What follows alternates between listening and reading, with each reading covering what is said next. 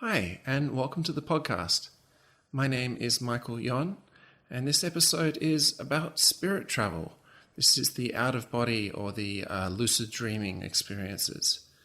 And this episode has a unique start because it was mid-discussion about us doing this episode that Kuntarkis shared a little snippet that was really informative, I thought, of his experience in doing this, and specifically in actually manifesting a physical body while doing this, which I thought was quite an amazing thing to do and to share with the public.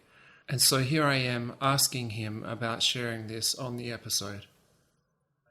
I mean, it would be much easier if you were open about the fact that you are often physical when you're other places. While you're sleeping, you've got a physical body.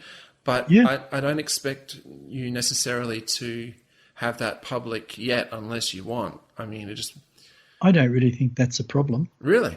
Yeah, no, because as I say, I haven't fully, how would you say, not so much controlled it, but I'm not fully aware of how much I do it, only at different levels. So it's a part of my progress. But I know that I actually do create a physical body by bringing in thought consciousness with magnetic energy. And you can create a body that actually feels physical in the third dimensional world. Wow. Because I've done it on probably, could be 40 times over the last, say, I'd say close to 20 years. So these 40 times that you've done it over the last 20 years is when you've concentrated and made it happen consciously? Yes and no. And now for my official question. Kuntarkis, I've known that you've been an amazing spirit traveler for the many years that I've known you. And spirit traveler, as you've said, is like out of body, but not just the astral plane. It's like astral travel. It can be in many places. And I've also known something pretty amazing, which is that you have got so good at that you noticed that you are literally manifesting your own physical body into some of these places that you're at, wherever you're at. Could you explain that for us? Yes, I can, Michael. The first thing I need to say is we as humans on this planet, we experience many different things in our daily lives through thought consciousness. We're thinking all the time.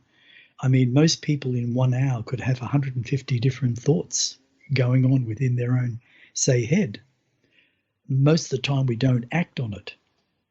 What I do, if I get a very strong feeling within myself, I go and sit in a very quiet place, even by going into a bedroom, and I either sit or lay down, and I just put the light around myself, and I keep pushing myself out of my body. And as I'm pushing myself out of my body, I'm saying to myself, there is a reason why I have this feeling to do this. I now, through the power of creation, living energy, create a body that looks and touches physically when I go out. And that's what I do. Sometimes it works, other times it doesn't. A lot of the times it's spontaneous. And if you know me, Michael, which you do, I'm a very spontaneous person. I believe in being spontaneous, you are actually being totally creative in your own thought consciousness. Now, when I travel into spirit world, depending on what my thoughts were through that day, I could go into the astral vibration and experience different things, more so to help some specific person, some specific entity that needs some form of guidance. And I might come across that person. Now, I explained to you about a little boy that was murdered He was about, say, between 9 and 11, and he was murdered by his stepdad in the field, and they were on a farm. And that happened quite a few years ago. And I think it was through the First World War, actually. Now, that child has been reliving that experience. Now, a guide of his was becoming a little concerned that he was reenacting the same energy flow over and over and over again, if not 100 times, 1,000 times. So that means he's not progressing. It's like a record getting caught, the needle. It won't go past that one groove, and it plays the same thing over and over and over again. Unless you pick up the arm and move it, it will continue. So I found this little boy through a very dear little friend of mine called Jaka, which you've heard of. And over a period of time, I entered his vibration in the astral world because it was based on fear, because he was murdered. You can imagine how that little boy felt being choked to death and drowned at the same time by this very, very evil man. Over a period of time, I got to know him. So once I got to know him and became more familiar with him and being friendly, he started to open up. And I started to express things that he could understand. And eventually, I got him to let go and move up. And how he did that, he saw his father. And he went to his father that gave him the representation of going through the light. The funny thing is, everybody says, when you die, you're going to go through the light. Well, to a degree, there is truth in that. But in reality, not much. Because when you pass over, you have a journey to complete before you can escalate up the different vibrations within the astral world, let alone spirit world. So this little boy went through the light, and what that means, he stepped up the ladder of his own consciousness because he let go of the fear. That is one example. And there have been probably several hundred over the last, say, 35, 40 years of my existence on this planet in helping those in a similar situation, because it always is occurring in the astral vibration. And that's where most of the help is needed. Sure. So you'll go to bed and you'll have absolutely no plan at all, and then you'll find yourself, your body is asleep, and you'll find yourself in some realm where you're needed for help, and you just go with the flow, don't you? Absolutely. Yes, that's what happens. One of the things that I have noticed, Michael, over the years is I have always been a believer in multidimensional universes. And when I say multidimensional universes, it is exactly the terminology that I'm expressing, because it's not actually a dimension or a realm in one way. We live in a third dimensional world. Multidimensional worlds also live in their own dimension, and they vibrate at a particular frequency close to ours. And that's why they exist within our vibration. The secret is getting to understand what the different frequencies are.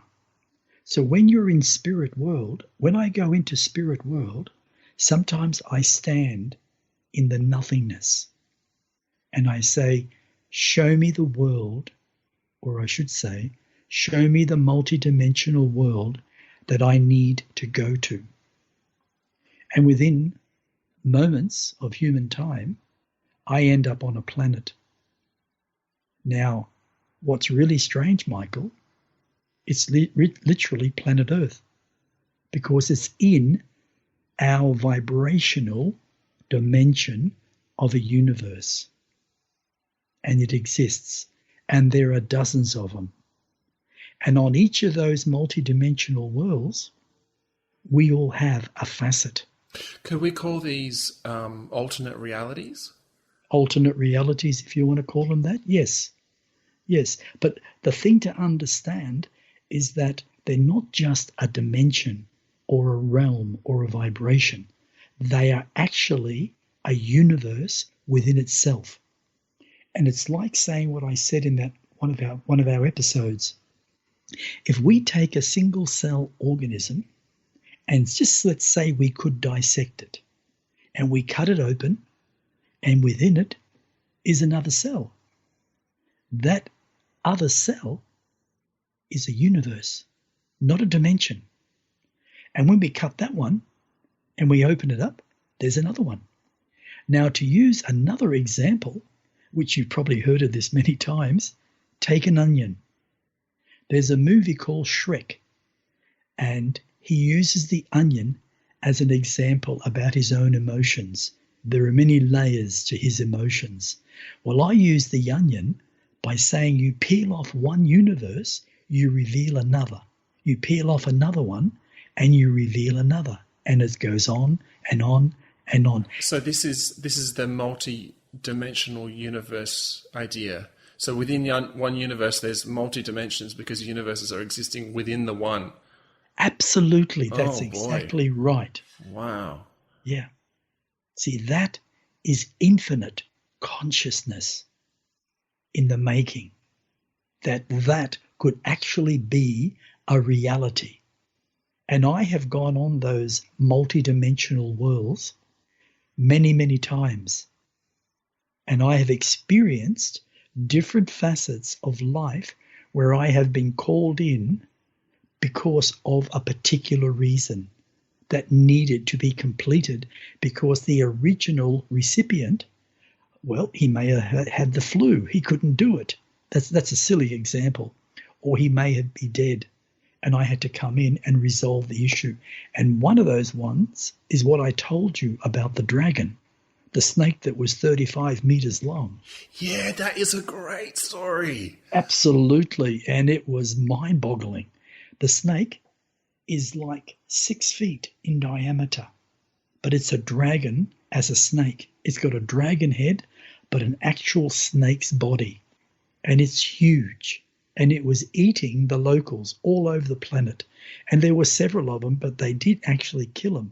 But this one was so huge that nothing could kill it because they only had swords. They didn't have modern technology. And they lost thousands and thousands of their people to this actual particular dragon snake. And the person who was, how would you say, the greatest swordsman and the greatest warrior got eaten.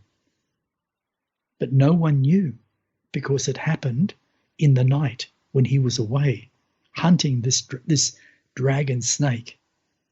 So I was called in. And because I'm a warrior, an Acharon warrior, and I never give up. And I just seem to have this understanding what is needed to do. And I did. And I literally cut a massive slice by doing what they call a somersault around the entire snake. And I severed its head.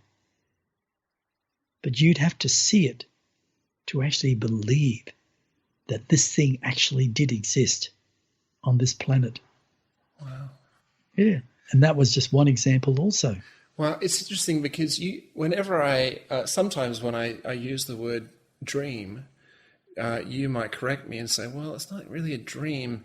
I mean, dream is a good definition of what people experience in their nighttime, but these experiences are real in one regard or another. And then it goes a step further. And like you said, you were literally on some planet where these people were living their lives being tormented by these dragon snakes. And you're saying you manifested as what looked like the guy that had died in the night with the armor and with the sword. A solid body. Yeah, yeah. And you were the spirit within this body for the purpose of killing this monster. That's right. And it's real. That's amazing. It's real, yes. And I even manifested a sword. And I've manifested a sword in spirit world on dozens of occasions. And I just put my hand up to the back and I just remove it. And it's a long, straight blade. It's like a samurai sword as well as a ninja sword, all in one. It's unbreakable because it's made from living energy through thought consciousness. I'm learning, and it's been a very long road for me, I'm learning to manifest any reality in spirit world. And what I'm trying to do now is bring that reality as magic back into the third dimensional world and help people to believe that magic is actually a reality. And when you said that you had like dreams, well, you've heard the terminology lucid dreaming. Lucid dreaming, yeah. Yes. Well, that actually is your thought consciousness with dozens of thoughts, and you're lucid dreaming in those thoughts, right? But when you actually dream, like say an entire event out in spirit world, you are actually living it. It's your reality, whether it's based on your thoughts in your physical world that you take into spirit world and recreate or relive it, is your choice. That is your growth. That is your path in life. Wow. And so I've known you've mentioned that you even, when you go to bed and then you go off and have these adventures that can feel like they last 3 days, they can even be you being split up into multiple yous going around in different ways, right? Absolutely. Multiple Kuntarkises. Multiple Kuntarkises. That's a horrible thought, isn't it? One of the realities of that is what I've put into my book with Mystical Man, where this massive building in Niagara Falls, all the massive support posts down in the lower basements were exploded, and the building was starting to cave in on itself, and it would have just gone all the way down and killed everybody in it. Mystical Man had to think very quickly. Now, my thought consciousness with my imagination created the solution. I immediately saw what I had to do, and that's what seems to be happening in both books. I just seem to flow without stopping. I can let it go for 6 weeks, 8 weeks, and go back into exactly where I ended and continue as if I never ended. And that's how powerful my own thought consciousness has now connected so powerfully with my mind through my imagination. Wow, yeah, and this book, The Dream Assassin, really is a great example of you noticing out there what magic can literally happen, literally exist, because you're experiencing it in your spirit travel. That's right. Absolutely. And that's the thing. If we learnt to deal with our emotions that holds us back, it's our enemy. It always has been. And that enemy is within us. It's not outside. It's not your neighbor. It's not the man down the road. It's not the worlds that are around us, like the different nations that we seem to battle and murder hundreds of thousands of ourselves. It's not. That is not the enemy. The enemy is within us, in every single human, and it doesn't matter who they are, how good they are, or how bad they are. We all live to our thoughts. We change our thoughts, which is thought patterns. We can change our entire thinking and start to progress up the ladder of consciousness. And it's up to us what we do. Yeah, wow. I want to ask you another question about your spirit travel. Maybe I'll ask, what's it like, or did it become like as you were growing up in this life, as you became more and more aware that you were becoming conscious after leaving the body. What was that like to get better at that? I spoke to you, Michael, in one of the episodes, I believe, about Roman. And when Roman was a little boy, for instance, he could actually see spirit. When he was 3, he saw spirit. And he didn't know who they were or what they were. So as he started to grow, he saw them more often. He'd walk down the street and he'd say, "Good morning." And he'd look at the person because there was somebody walking in front of him, and that person might say to him, "Oh, good morning, boy, how are you?" He said, "I'm sorry, sir, I'm not speaking to you. I'm speaking to the man across the road." And the man would look and there's no one there. But there was a spirit. And Roman was noticing it more and more. And what he used to do, because he was a bit of a loner, he enjoyed it. He used to lay out on this, the platforms they stack bricks on? A pallet. Yeah, a pallet. He put 2 of those out. He built a small V-shaped frame and he stuck this hard plastic over it, see-through plastic. So when it rained, he would lay on a piece of carpet on these platform and he would just stare into the sky. And what he used to do, which was really amazing, he would look and count the raindrops. Now that is intriguing. A boy his age trying to count the raindrops. And what he was actually saying, because it's in my mind's eye, he was saying, "I can see you between the raindrops. You are alive."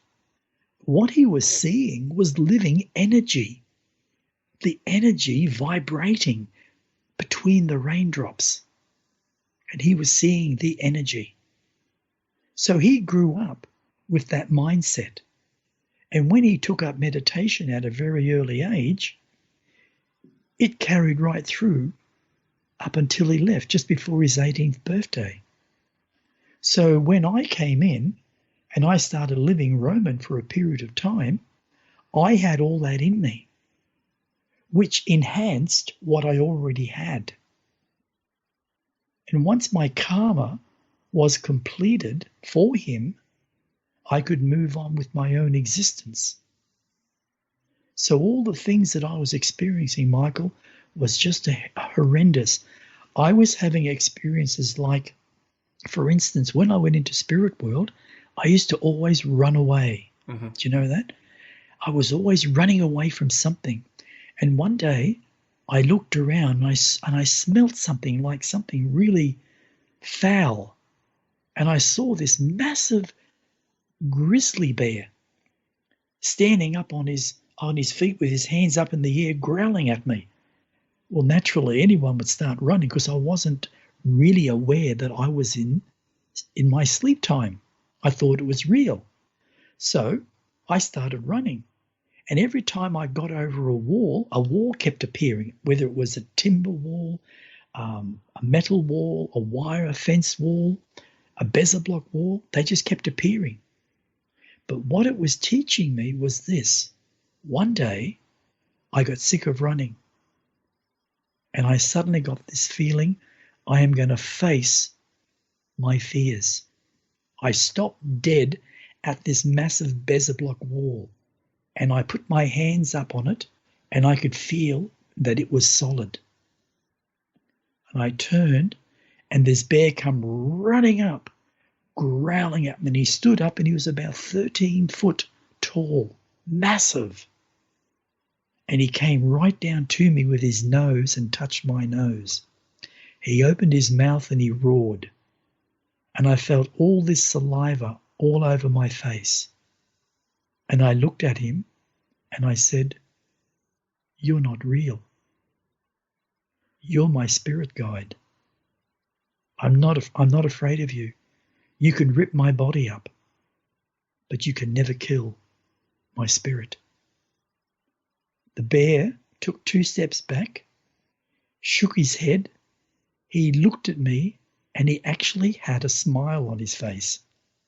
And he turned around, wobbling his rear end, walking away, and he just dissipated into nothingness. I turned back to the wall and I looked back. I stood back and I ran and I pushed myself through the wall, and the wall just exploded into a billion fragments. And I realized that I was free from some particular fears that Roman had. Not me, Roman. And even when I had the fear of height, I was always falling in my dreams. And I couldn't work out why I was falling. And sometimes I'd actually hit the bottom, and it scared the absolute daylights out of me. One morning I woke up and I heard this voice say, "It's about time you faced your fear of heights." So I did. I climbed down one of the mountains, sheer cliff, at a place called Tambourine Mountains, going towards the Gold Coast. Nearly fell twice. But when I got to the top of it, I put my arms up like, what's his name, Sylvester Stallone in Rocky, and I felt free.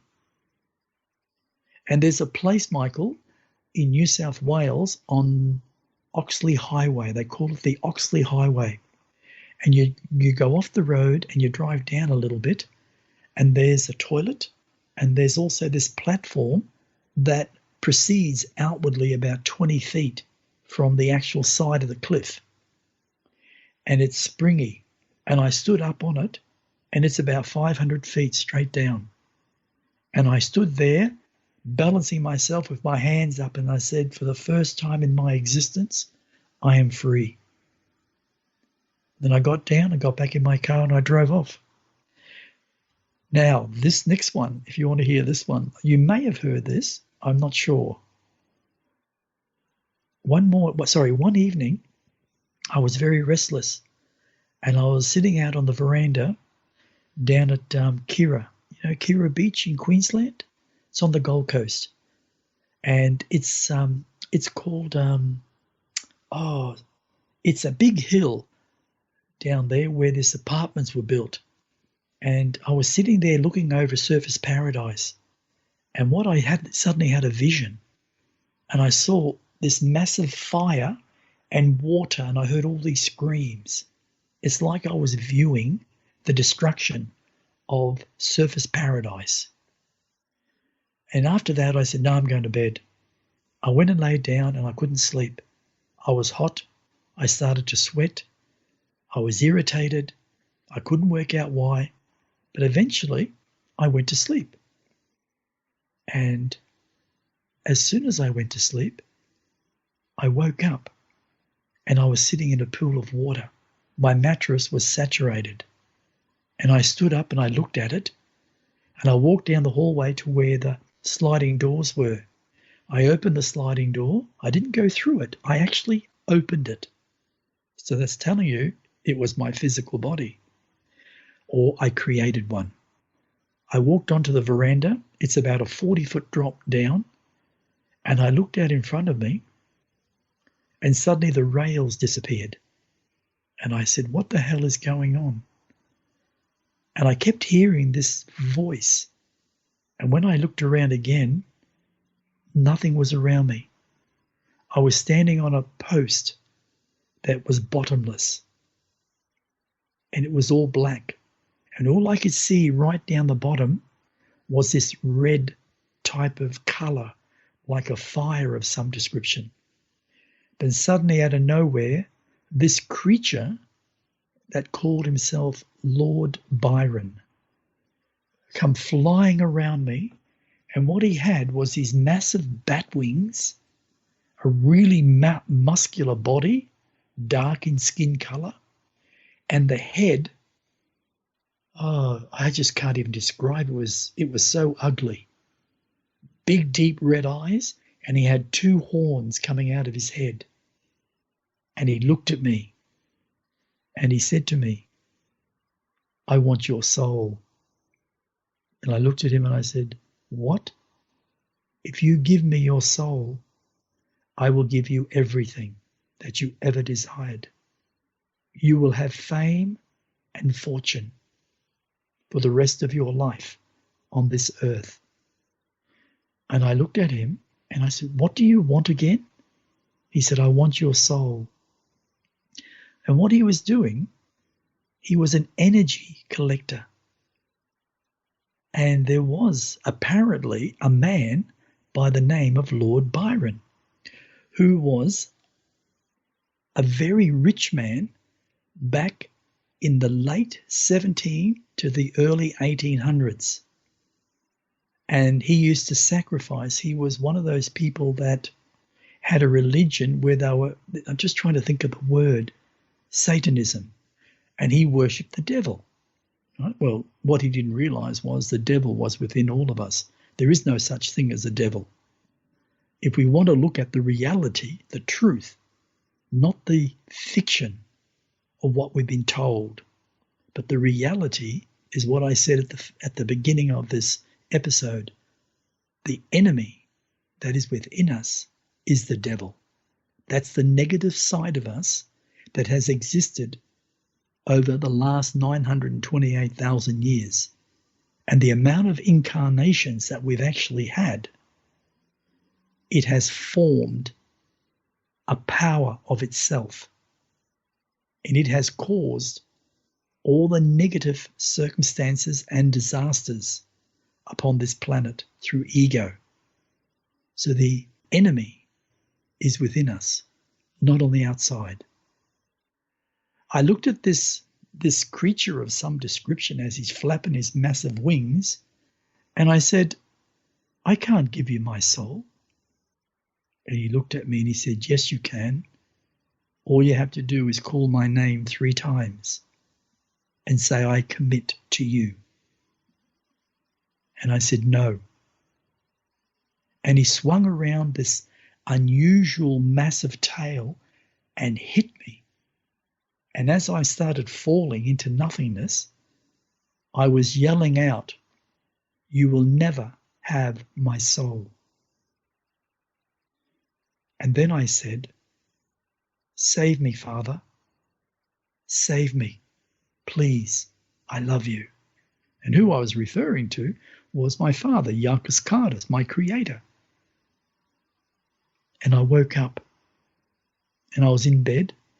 My bed was dry and I had a pleasant sleep for the rest of the night.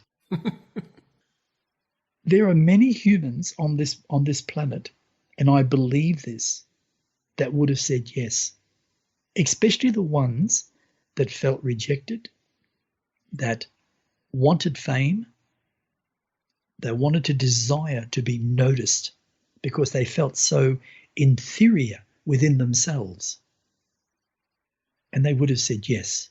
And so that could have literally happened for them within the spirit world, within the astral Absolutely. world. Absolutely.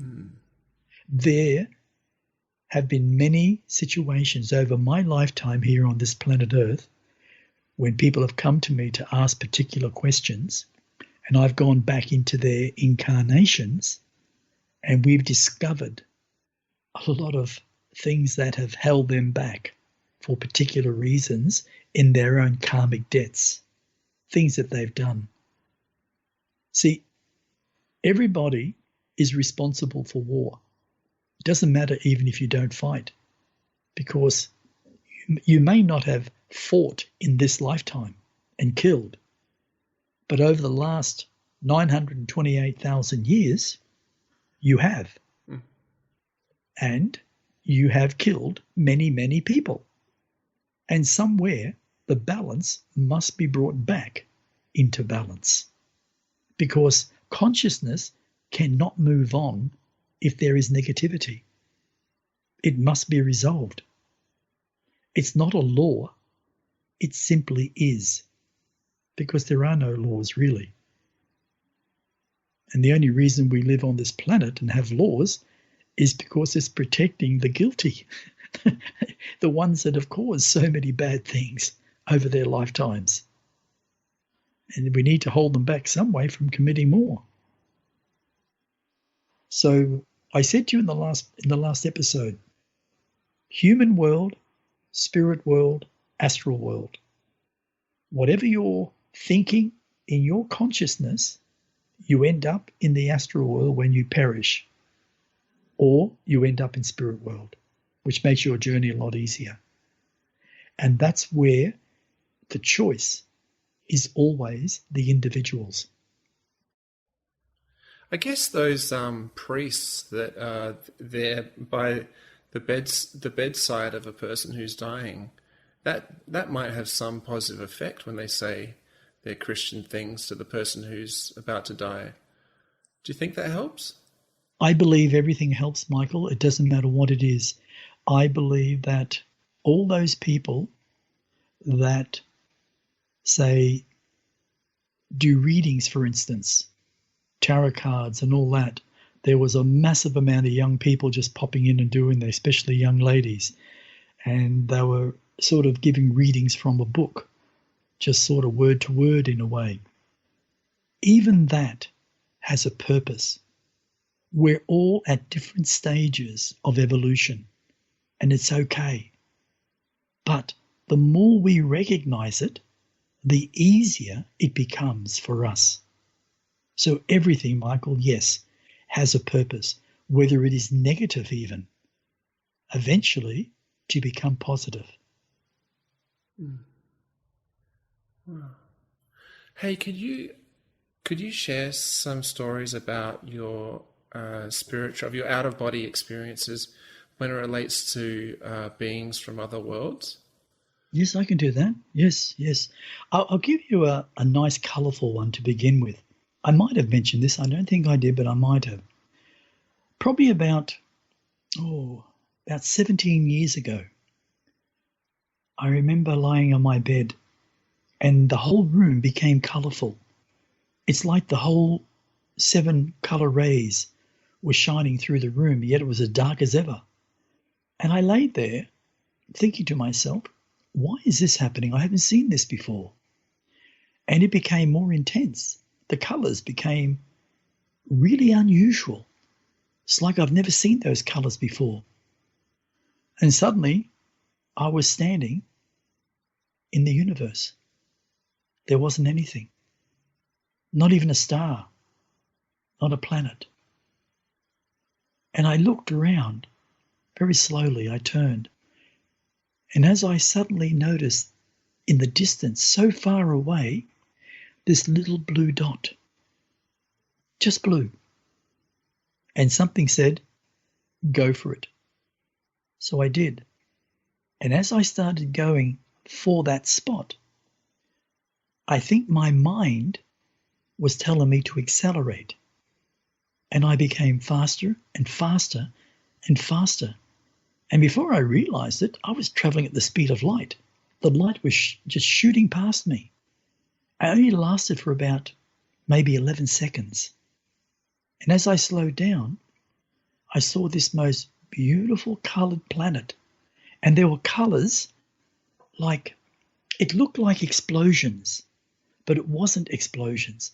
It's like the planet in every facet possible was alive in color. And as I came closer and closer, I entered its vibration and I felt such positivity. It's like I was so balanced, so happy. I started even laughing about everything. And I thought, Jesus, all the things that I was worried about didn't matter. And as I came down to the planet, I landed and all I could see was color. I could see palm trees. I could see the most unusual other trees with these massive leaves.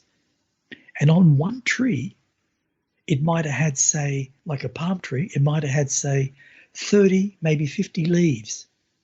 And every leaf was nearly a different color.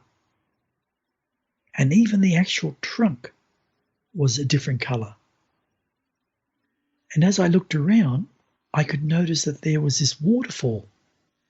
And the waterfall was blue as blue can be. And I walked up to it and I put my hand and I could see the water flowing over my hand and I could feel the coolness of the water. And something prompted me to drink. So I did. I actually drank this water. and it tasted like a fruit that I could not describe. It had its own taste. Now, we drink water on this planet, and especially if it's cold, it actually has its own taste, but nothing like what I drank there. And then I sat down on this rock, and this rock was the brightest red that I've ever seen. And it was pitted, like you see granite or bluestone. And I sat on it, and I looked around, and suddenly I heard a little sound, like a little sort of giggle. And I didn't turn around, and I said, "I know you're there. My name is Kuntarkis." And even then, I used my name, Kuntarkis, from a conscious level. And then I heard another giggle. So I turned, and it's like the rock under me turned with me. It was very unusual. And I sat there looking into the bushes, and I could see these two eyes, yellow eyes. And suddenly it moved the leaves, and this face appeared. And this being was about maybe about 1 meter tall, maybe a bit less. And it looked at me, and it wore clothes. It was fully dressed. It had like a belt. It had green pants on. It had a sort of creamy, unusual colour shirt. And it looked at me, and it said, "Who are you?" I said, "My name is Kuntarkis." "Yes, but who are you?" I said, "I'm from a planet called Earth." "Where?" I said, "I don't know where." And then it came out, and it walked up to me very fast, and it hugged me. And he said, "Welcome to my world." He said, "Is your world like this?" I says, "No." I said, "Your world is very peaceful. I can feel it and see it." I said, "Planet Earth is a very violent and a very aggressive planet." "Oh, does it hurt each other?" I said, "Terribly." "Oh."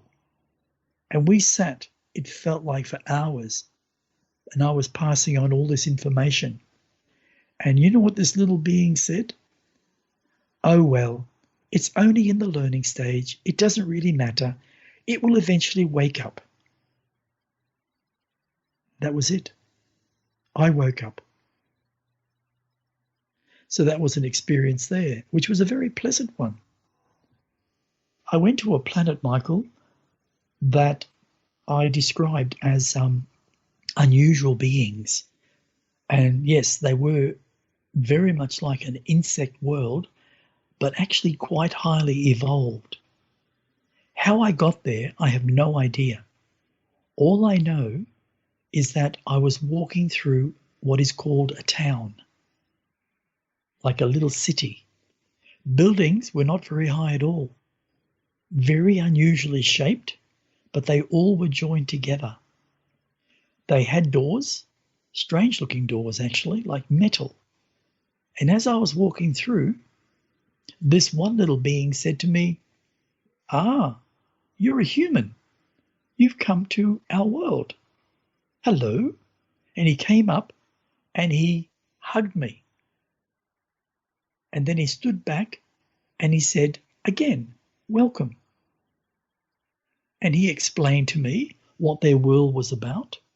He explained to me that they were travelers, and they also played with genetics, and they loved talking to other worlds that were of interest to them. And then he said to me, he said, "Unfortunately," he said, "we have visited your world, and it is not very interesting at all. It is too aggressive. We have tried to speak to the different people like you, human, but they didn't seem to actually comprehend us. So we thanked them for their time and we left." I said, "Oh." He took me into this room. He grabbed my arm and he said, "Come with me." He said, "You look hungry." I said, "Oh, do I?" And he took me in and we sat down and he brought over some food. And it was all fruit, beautiful slices of the most unusual fruits I've ever seen. One had like a greeny outer surface, but inside was all purple.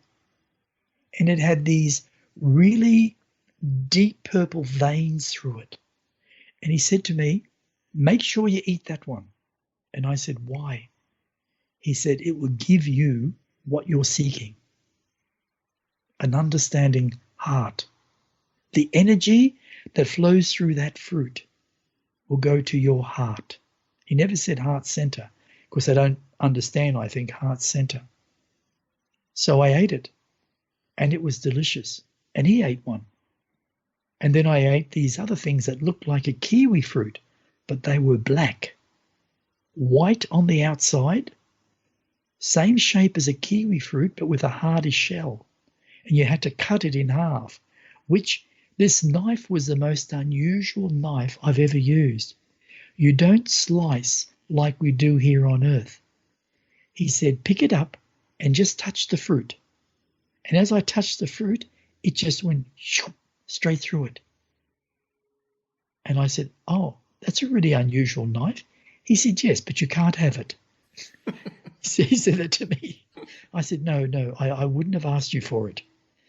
And I looked at the fruit and it was as black can be. But I ate it. And it tasted a little bit like a banana, but more intense. And I had other fruit, looked like grapes, but they were large. And inside, they were they looked like strawberries, but really rich red on the inside, but green on the outside. And you couldn't eat the casing, you could only eat the inside. So we ate our fruit, and then he looked at me, he said, well, this has been a most pleasant meeting, but I must say goodbye to you because I have things to do and I'm a very busy person. He said, goodbye. And as he walked off, I looked down and I literally started to dissipate. And I mean dissipate like I've written in my books what Mystical Man does. And then I woke up and I said, my God, that was a really unusual experience. Yeah. Did you say he was a meter tall, this one as well? Yes, about a meter, maybe a fraction, probably about 80 centimeters, I would say. More likely 80 centimeters to my memory. Yes. And did he have thumbs? Yes, he had 4 fingers and he had 3 fingers and a thumb. Interesting, yeah. Yes, and a little round nose. It was just a little round nose with one nostril. With one nostril, yeah. One nostril and very, very, very small ears with a little hole, very small hole. Yes, and his eyes were almond, like in colour. Almond shape, but also very brown, very brown. Had no hair on his head whatsoever. And he was wearing clothes as well. Wearing clothes and very thin, no muscle structure. I'll bet you when you run into a lot of aliens, very few of them would be overweight. Oh, very few, yes. They don't seem to, live to the way we live here on this planet Earth. It's they eat to live. We eat because of our emotions. Yes, that's well put. Yes. Yeah. And I would say 85% of us here on this planet eat because of our emotions. We don't literally understand the food that we are consuming. We are so conditioned to just eat a certain way, and that's what we do. Where I've noticed from other worlds, especially in the Nicarons, especially the Ilias, even Kadee's little world, and interesting thing, Michael, this little being looked a little bit like Kadee. But when I spoke to Kadee, she said, I am so sorry, I have not heard of that race as yet. Wow. So they must be further away than, say, Kadee's race. Yeah. Yeah. Did I tell you that Kadee's been honoured? Yes. Yes.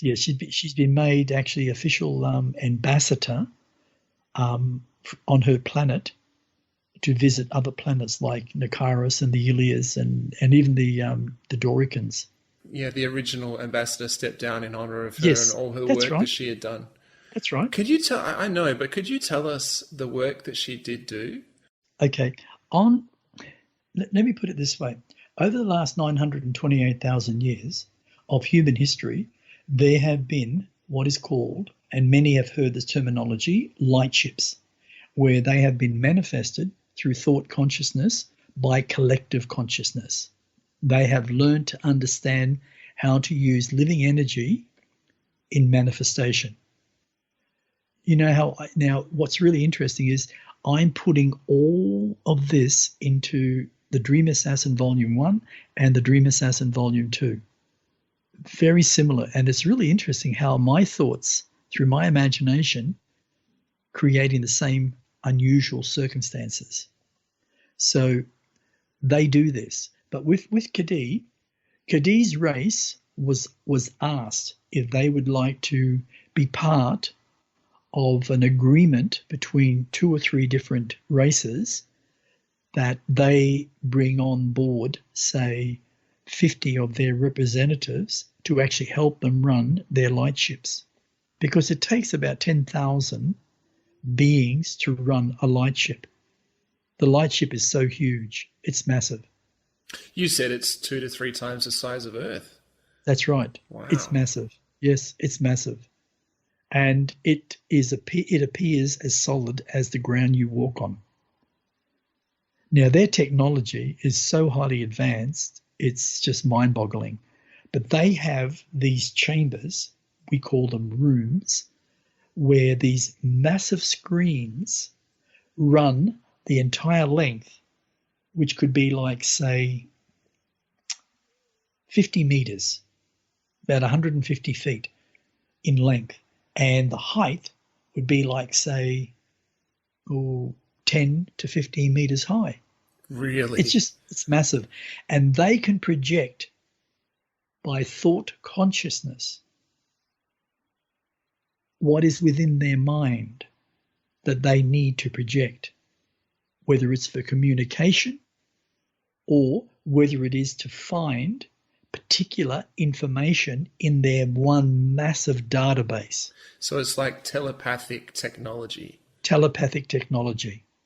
And Kadee was taught, and that was an honor for her, she was taught by the Nicarons how to use them. And because she was so good, she was actually, how would you say, brought up in ranks where she would actually run maybe, say, one entire section. And what her job was to keep every thought, every action of the entire planet, not just the humans, but animals and insects and plant life. And all of that was recorded in every moment of every breath for 928,000 years. Wow. So you can imagine what their database was like. Yeah. It'd be like, I don't know, I can't even fathom that perspective, but it's huge. So that's what it was. It was incredible. She was overseeing that, the recording of everything Absolutely. happening on Earth. And she could bring it back just by putting her hands on the computer boards and bring up whatever her thoughts wanted, in what era, whether it was 70 million years ago, in fact, because what they can do is not just record the last 928,000 years. They can also estimate by connecting to the energy grid of the Earth and go right back and actually see all the life forms that have existed prior humanity. From Neanderthal way back, maybe, I don't know, if it's 70 million years old, the dinosaurs, well, maybe 100 million years or 200 million years. They connect to what they call the energy grid of the Mother Earth, which holds all knowledge that has occurred on this planet. So can you imagine every thought and every action? Well, why don't you tell us the purpose of doing that? The purpose of doing that is to show humanity, when the time is right, their entire existence, to what they've done, and how we need to change here on this earth. Because we can't keep living the way we are living, because we are living a very negative existence. Now, there are people who will argue with me. There are people who will say, no, that's not true. We've come so far. Well, that's their egos talking. You've got to go to your heart. You've got to connect to your heart. You have to learn how to forgive. You have to learn to become a feeling being.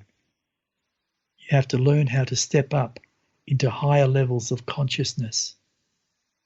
And when you start to do that, then you have a different level of understanding beyond the basic third dimensional level thinking. And that's not an easy road, Michael. No. That can be a very difficult road for many people. But that's what they were doing anyway. Interestingly, this recording that's been happening in these lightships that were here, is it true that they've moved on now? And does that mean that that's stopped? Yes, Michael, they have. Yeah. They made a conscious decision, and it was Kanag's conscious decision. He spoke to the higher council. He laid out the format, why he believed it is time now to go home and move on, and they agreed. And then they were here for about 3 months of our time, and then they were gone. And that's how many years? How recent is that? It's pretty recent. Isn't it? Actually, very recent. It's probably only in the last, say, maybe year, if that. Yeah. Wow. So all that work they had done because they cared for us, and they wanted us to grow. Yes, absolutely. And just because they left doesn't mean that they've abandoned us. It means that it's time for humanity to start to look at a different way of existence. We have to break free from our traditional way of life, from what we consume to what we think, and to deal with our emotions and destroy by dissipation the actual ego, and take back control and become feeling beings. So then we're on a path of evolution, a real step in evolution. Sure. But we're living like a wheel turning, like I was saying about the record, and it's caught in a groove, and we are caught in the groove. Yes, our technology is changing. Yes, there are spiritual teachers, they're teaching, but we're missing the most vital link. You can't teach those that don't want to change. And there are a lot of humans on this planet that actually don't want to change because of fear. Wow, yeah. And fear is what holds us back. But with Kadee, she was taken back to her planet, and because of her work, she was actually honored by the Nicarons, and the Nicarons spoke with her race and actually only suggested that maybe she would be the perfect being to represent their world because of the knowledge that she has obtained. And what's more interesting, she has literally been able to bring that knowledge beyond the computer into her being, which has transformed her level of understanding and her level of consciousness into much higher planes. Wow. So she was given in honor to be the ambassador for their world. And yes, he, the male being, he stepped down without any problems whatsoever, because they don't live to money. They don't have a monetary system. Everything is equal and given when needed. Mm. So everyone lives in equality.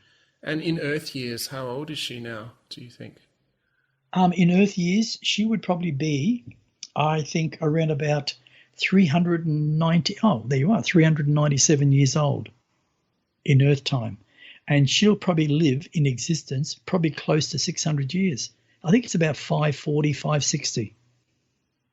Because their world vibrates at a much, much different level of understanding to what ours is. Ours vibrates at a very low frequency.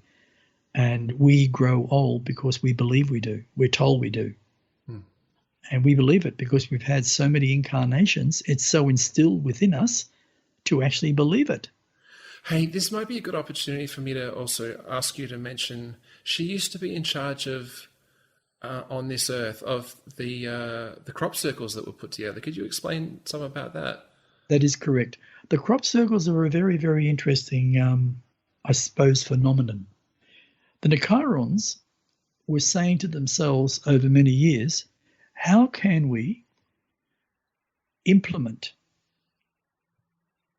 how would you say, knowledge into humanity so the strands of energy impregnate into all living forms, especially human, because of the vibration.